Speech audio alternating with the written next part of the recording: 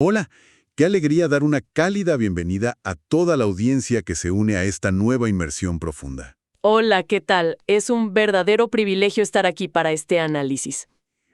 Antes de sumergirnos en el contenido fascinante que tenemos preparado para hoy, y como es costumbre cuando abordamos temas de gran trascendencia, quiero tomar un momento para declarar una bendición divina para su día. Qué hermosa manera de comenzar. Sí, para su día y para toda su semana.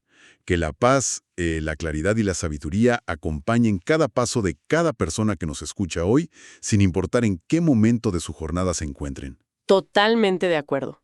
Y vaya que vamos a necesitar esa claridad hoy. Uy, sí, porque la misión de este análisis detallado es desentrañar un caos organizativo de proporciones bíblicas. Literalmente bíblicas. Tal cual.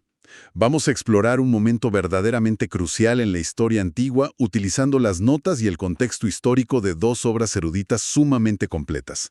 Tenemos la Biblia de Estudio Holman y la Biblia de Estudio NAI. Ujú. Dos fuentes fantásticas. Sí, nuestro enfoque principal está en el capítulo 18 del libro de Éxodo, porque a primera vista uno lee este pasaje y parece, pues, la simple crónica de una visita familiar. Claro, una reunión de suegro y yerno en el desierto. Exacto, pero al analizarlo de cerca, descubrimos un manual magistral sobre sociología, sobre estructuración de sistemas de justicia y la prevención del colapso emocional en el liderazgo. Es que para entender la magnitud de lo que ocurre en este capítulo, es fundamental situarnos en el mapa literario e histórico. Ujú. Al revisar el material de estudio queda muy claro por qué los académicos consideran este punto exacto como una bisagra monumental en la narrativa. Un punto de inflexión. Exactamente. Todo el libro de Éxodo se divide prácticamente en dos mitades con propósitos muy distintos. La primera mitad es retrospectiva. Mira hacia atrás. Así es, documenta el sufrimiento bajo el imperio egipcio, las plagas y la dramática huida a través del mar.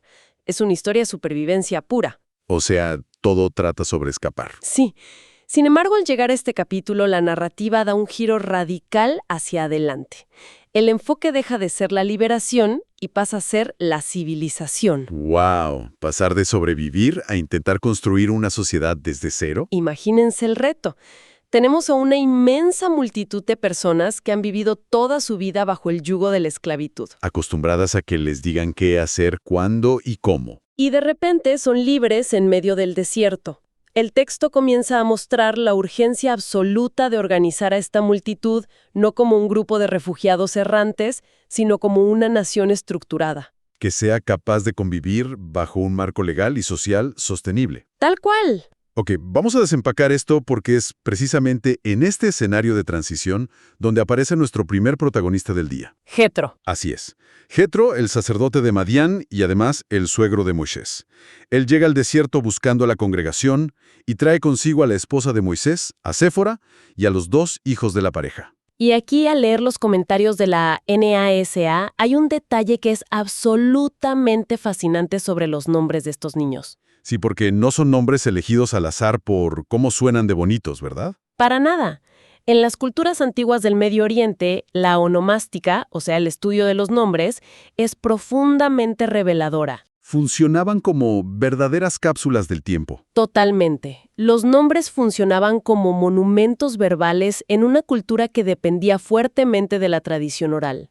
El primer hijo se llama Gersón. Que se traduce como fui forastero. Fui forastero o peregrino en tierra extraña. Y el segundo es Eliezer, que significa el Dios de mi padre fue mi ayuda y me libró de la espada del faraón. Es como recitar la historia en cada llamado. Exacto. Cada vez que Moisés llamaba a sus hijos por sus nombres en medio del campamento, estaba recitando su propia autobiografía y la teología de su pueblo. Gersón era el ancla a la humildad entonces. El recordatorio perpetuo de sus años de exilio y vulnerabilidad en Madián. Y Eliezer era la declaración de la intervención divina y la victoria sobre el imperio más grande de la época. Es asombroso cómo la lingüística encapsula tanta historia. Sí. Y si conectamos esto con el panorama general de los capítulos anteriores, notamos un contraste narrativo brutal. Claro, porque venimos de leer capítulos donde todo es tensión extrema. El agua escasea, la comida falta, hay ataques de grupos nómadas. Los amalecitas. Exacto. Y la congregación murmura constantemente contra el liderazgo. es un ambiente asfixiante. Pero de repente, Jethro llega y el tono del texto cambia por completo. Es como un oasis de calma donde predominan la alegría, la paz y la buena voluntad. Un reencuentro sumamente pacífico. Ahora, me surge una duda aquí sobre la reacción de Moisés. Estamos hablando del hombre que acaba de humillar al faraón, que es el líder indiscutible de miles de personas. Ujú. Sin embargo, el texto describe que Moisés sale al encuentro de su suegro, se inclina profundamente ante él y lo besa. Así es. En el contexto de la época, no es inusual que un líder de ese calibre le rinda tal nivel de pleitesía a alguien de afuera. Es una observación excelente y nos lleva directo al núcleo del carácter de Moisés. En la dinámica de poder del mundo antiguo, un líder triunfante exigiría que todos se postraran ante él. Porque la arrogancia era casi un requisito del puesto. Totalmente. Especialmente si acabas de derrotar a una deidad viviente como se consideraba al faraón. Pero la postura de Moisés aquí rompe con todos los paradigmas de liderazgo de la antigüedad. Al inclinarse, demuestra que su poder no ha corroído su humildad. Las notas de la Biblia Holman destacan justamente eso. Esta consideración hacia alguien ajeno a la jerarquía interna revela a un líder que no necesita proteger su ego con protocolos rígidos. Y esa humildad genera una reacción en cadena. Claro, porque cuando Moisés lleva a Jethro a su tienda y le relata todos los detalles de la liberación, Jethro no siente envidia ni escepticismo. Su respuesta es un reconocimiento total. El texto dice que declara que ahora sabe que el Señor es mayor que todos los dioses. Y no se queda solo en una declaración verbal. Jethro ofrece un holocausto y sacrificios para celebrar.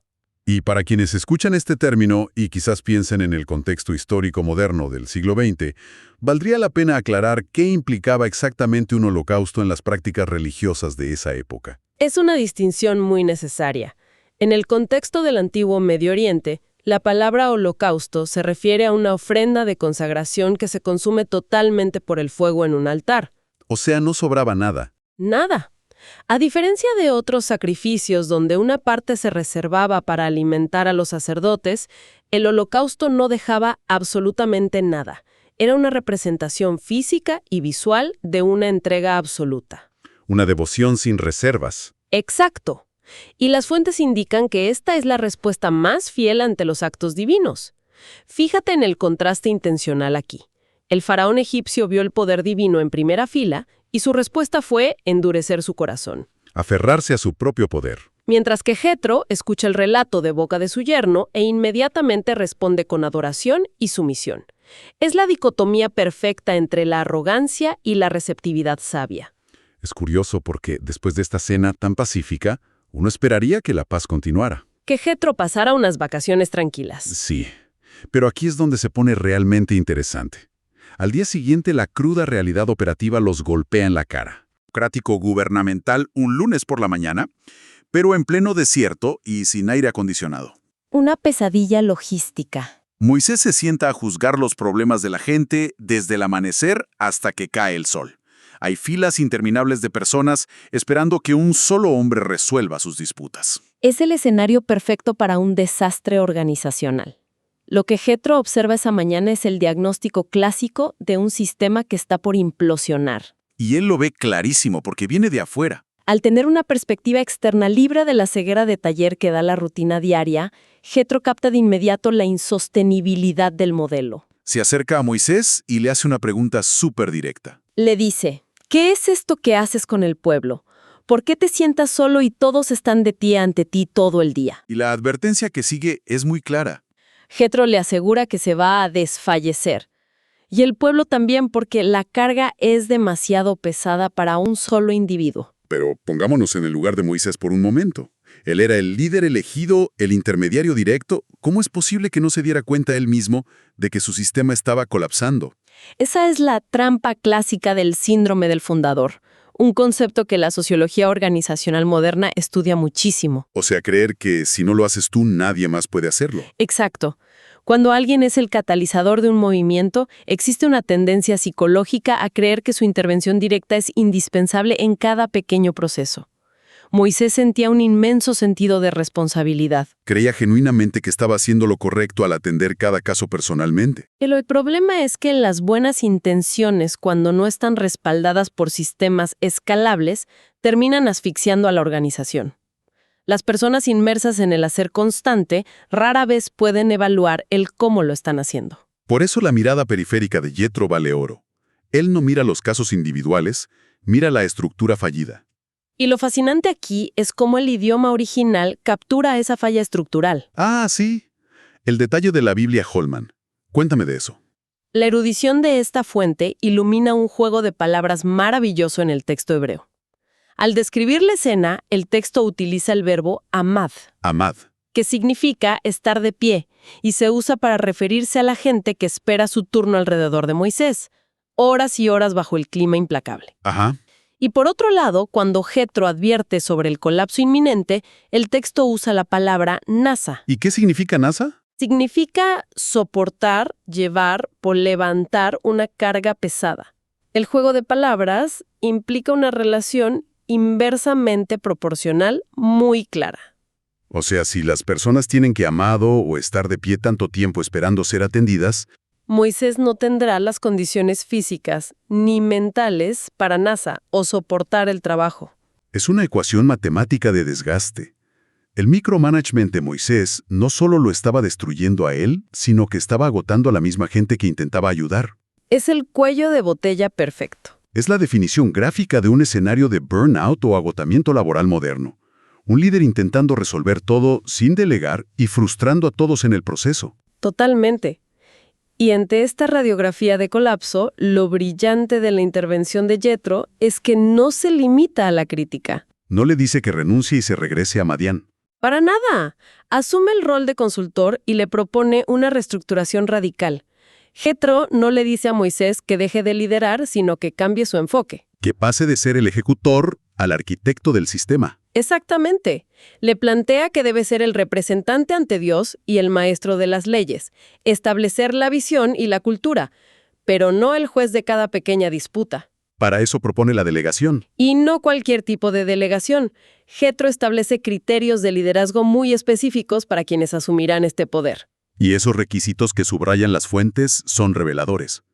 En la antigüedad, uno pensaría que buscarían fuerza militar o riqueza. O linaje familiar noble. Sí, pero aquí las calificaciones requieren hombres capaces, temerosos de Dios, amantes de la verdad y que aborrezcan la avaricia o la corrupción. Las notas de estudio enfatizan que esto requiere un carácter y conducta intachable muy por encima del estatus. Hay un énfasis enorme en aborrecer la avaricia, porque es tan crucial ese punto específico. Porque en el proceso de cimentar una nueva nación, la confianza es el pegamento de la sociedad. Un juez que ama el dinero o no aborrece la avaricia es susceptible a la corrupción. Y si el sistema incipiente se corrompe, la gente pierde el respeto por la ley. Y la anarquía tomaría el lugar de la opresión que acaban de dejar atrás. El carácter moral era la línea de defensa para garantizar la supervivencia del tejido social. Me parece una estructura brillante. Y una vez que tienes a esas personas de carácter íntegro, se detalla el sistema jerárquico. Líderes de 1000, de 100, de 50 y de 10. Es el nacimiento de un sistema escalonado. Básicamente, tribunales locales para casos sencillos y cortes de apelación para los más complejos, dejando solo los casos extremadamente difíciles para Moisés. Y el resultado, según destaca el texto, es doble. Por un lado, salva la vida y la cordura del líder. Y por otro, garantiza el bienestar del pueblo. Permitiendo que todos vuelvan en paz a su lugar. Adiós a las largas filas de espera. Y lo más impactante es que Moisés, teniendo todo el poder centralizado, demuestra gran humildad, escucha la voz de su suegro y hace todo lo que le dice. Esa capacidad de adaptación es la verdadera marca de grandeza. Entonces, ¿qué significa todo esto para nosotros hoy? Bueno, creo que las dinámicas humanas siguen siendo las mismas. Definitivamente. Y aunque quienes nos escuchan hoy no estén organizando un sistema legal en un desierto, todos navegamos agendas abrumadoras en el trabajo o la familia. La lección principal es la importancia de reconocer nuestros propios límites. Querer solucionarlo todo personalmente es la receta para el colapso. Y además, está el valor incalculable de escuchar consejos sabios de personas externas a nuestro círculo inmediato. Y la necesidad de priorizar el carácter sobre el estatus, al buscar personas en quienes confiar. Son lecciones atemporales. Sin duda. Y para cerrar, me gustaría plantear un pensamiento provocativo, una reflexión profunda para que la audiencia la analice después de escuchar. Adelante.